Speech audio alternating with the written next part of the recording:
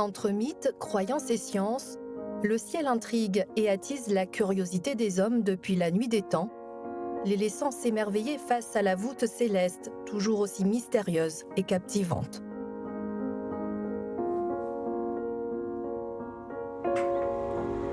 Pour en percer les secrets, l'Observatoire des Macs de La Réunion est aux premières loges. Perché à 1000 mètres d'altitude dans les Hauts-de-Saint-Louis, au sud-ouest de La Réunion, ses télescopes sont rivés vers le ciel. L'observatoire, Sylvie Périgaud le connaît bien. Elle l'a vu sortir de terre. L'observatoire, il s'est créé en 1991.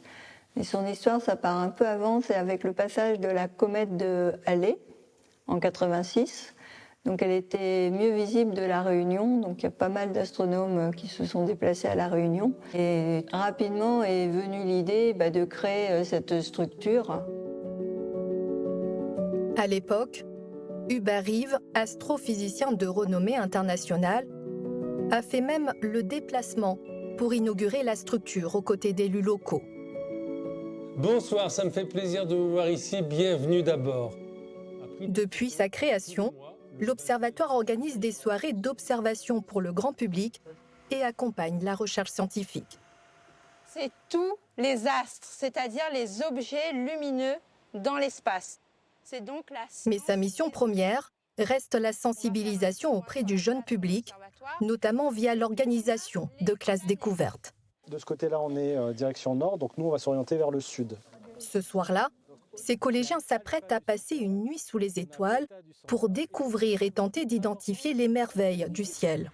Car juste au-dessus d'eux, cette étoile, qui s'appelle Mimosa, et juste à côté, on devrait retrouver la boîte à bijoux. Se trouvent des amas ouverts, de jeunes étoiles très brillantes qui viennent de naître, ou encore des amas globulaires, sorte de sphères constituées de centaines de milliers de vieilles étoiles. Est-ce que tu la vois? Ouais. Dedans? Ouais, on la voit un petit peu. On doit aller sur l'étoile du cerf-volant à gauche et essayer de trouver la boîte à bijoux. Des objets célestes dont le cerf-volant, c'est-à-dire la constellation de la Croix du Sud, parfois plus facile à identifier grâce à des moyens mémotechniques, grâce à l'imaginaire, selon Sébastien Boyer, directeur pédagogique de l'Observatoire. Les contes et légendes sont un moyen de se souvenir de la position des constellations dans le ciel. Et du coup, en racontant des histoires, on va pouvoir raconter l'histoire du chasseur qui est avec un chien. Et comme ça nous permet de retrouver les constellations, retrouver les étoiles et de retrouver les objets que l'on veut observer. Alors par exemple, on va retrouver dans la constellation du chasseur Orion, près de son épée, on va trouver une nébuleuse. Et en fait, si on a retrouvé la constellation, on retrouve sa ceinture, on retrouve son épée, il suffit de pointer un instrument au milieu de son épée et on trouve la grande nébuleuse d'Orion. C'est la manière dont les anciens partageaient leur connaissance du ciel. On n'avait pas d'écrit, donc les anciens racontaient des histoires et on pouvait comme ça retenir la position des différents objets. Le lendemain matin, alors que le jour se lève, si le soleil est dans cette direction-là, eh bien la lunette sera aussi dans la même direction. Pour que ma lunette... Il reste pourtant bien une étoile à observer, celle de la Terre, le Soleil. Là, je vois un grand rond rouge et plein de petits points noirs dessus. Et je ne savais pas qu'il y avait des taches sur le Soleil, des taches noires. Et on a mis au niveau du télescope un filtre qui s'appelle lui le filtre H-alpha qui nous permet de voir la surface du Soleil, les protubérances et les taches solaires qui sont visibles sur le Soleil. Des taches qui représentent en fait les zones les plus froides du Soleil. Énormes boules de gaz en fusion dont le diamètre fait plus de 100 fois celui de la Terre. Si pour ces élèves, ces classes découvertes représentent souvent une initiation, d'autres au contraire ont plusieurs nuits d'observation au compteur. Le bras percé, il est du côté du cygne. Le Club Astro, association fondatrice de l'Observatoire, compte aujourd'hui une quarantaine d'astronomes amateurs, des passionnés dont fait partie Sylvie Périgaud.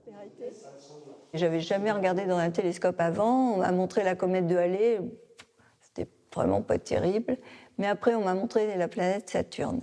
J'ai trouvé ça extraordinaire que je puisse voir. Mais oui, c'est vrai, elle a vraiment des anneaux. C'est là vraiment que ma passion pour l'astronomie a commencé. Alors, il faut dire qu'à La Réunion, on est gâté pour le ciel aussi. On a un ciel de qualité puisqu'on est un petit caillou dans l'océan Indien et on n'a pas d'autres lumières que les nôtres. Alors, dès qu'ils le peuvent, ces chasseurs d'étoiles enfilent leur double casquette, celle d'observateurs, comme Ferdinand Bernard, toujours accompagné de son matériel de pointe. Du coup, ce sont des jumelles astronomiques de 100 mm de diamètre qui grossissent 35 fois. Et alors qu'ils scrutent l'horizon avec patience à la recherche des merveilles du ciel, quelques mètres plus loin, dans cette coupole, Sylvie, elle, s'est transformée en astrophotographe. La nébuleuse de la Lagune, celle-ci, c'est la nébuleuse de la Lagune. Et à côté, il y a la Tryphine, ouais. La photographie, ce que ça apporte, en plus de l'observation, c'est que ça va mettre en évidence des détails qu'on ne peut pas percevoir avec nos yeux, même en regardant avec un télescope. Ça met aussi en évidence beaucoup plus d'étoiles. C'est quand même des photos qui sont magnifiques. Ça fait rêver. C'est beau, donc on contemple. Les astronomes sont des contemplatifs. D'observer le ciel, hein, ça vous montre votre position dans l'univers, ce que vous êtes dans l'univers, donc un grain de poussière.